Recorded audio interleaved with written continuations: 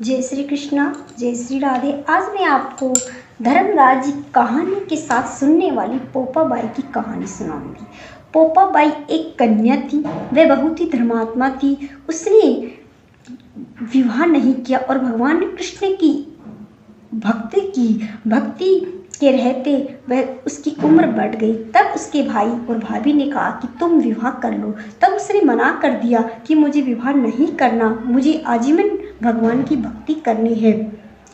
तब गांव वाले उसे कहने लगे कि बहन इतनी बड़ी होकर भी कंवारी है। तब उसने गांव के बाहर एक कुटिया बनवाई अपने भाई से कहकर और उसी में निवास करने लगी। गांव वालों से उसने कहा कि मुझे आजीवन कंवारा रहना है।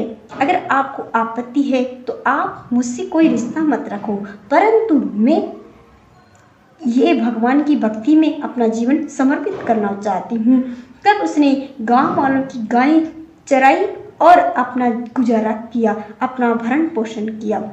गांव वालों की गायें चराती थी और भगवान कृष्ण के भजन गाती थी। ऐसे करते करते काफी वर्ष बीत गए। एक दिन एक राजा उस जंगल में से होकर गुजरा। उस झोपड़ी में से पोपाबाई की आवाज आ रही थी। वह भगवान की कीर्तन कर रही थी, भजन कर रही थी। उसकी आवाज सुनकर राजा को आश्चर्य हुआ कि इस जंगल में एकांत में डरावनी जगह में यहाँ कौन रहती है। किसी स्त्री की आवाज आ रही है, परंतु यहाँ तो कोई भी मनुष्य डर के भाग जाएगा, ये कैसे रह रही थी। तब वह झोपड़ी के पास में गया तो उसने आवाज़ सुनी। वह भगवान का कीर्तन और भजन कर रही थी मधुर वाणी में।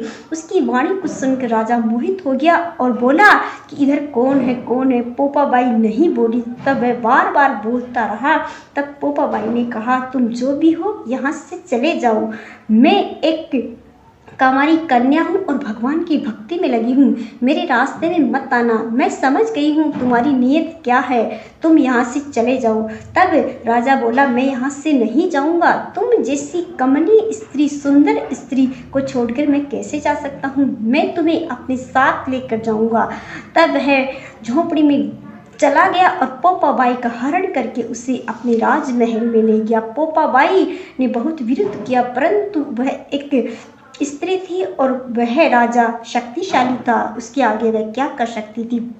तब पोपाबाई के जाते ही उस राजा का राज सिंहासन सब डगमगा गया और सभी रानियां एक दूसरे से लड़ मरी और हाहाकार मच गया। पूरे राज्य में अकाल पड़ गया। तब रानियों ने कहा कि इस लड़की को जहाँ से लेकर आए हो वहाँ इसे वापस छोड़ के आओ, वरना हमारे घर में दरिद्रता आ गई, हमारे राज सिंहासन और राजमहल में सब नुकसान ही नुकसान हो रहा है, सब धन खर्च हो गया और सारा युद्ध जगह युद्ध हो रहा है, इसलिए ये राजपाट पे चला जाएगा। तब पोपाबाई को लेकर राजा उसकी झोपड़ी में से छोड़ने के लिए जा रहा था। पोपाबाई को बहुत दुख हुआ कि इस पराई पुरुष ने मुझे छू लिया, अब मैं जीवित नहीं रहना चाहती। मैं उस गांव में जाऊंगी तो लोग मुझे क्या कहेंगे और कहेंगे कि ये तो किसी पराई पुरुष के साथ कितने दिनों से रही। तब उसने राजा नदी में से गुजर रहा था, तब उसने नदी में छलांग लगाई और वह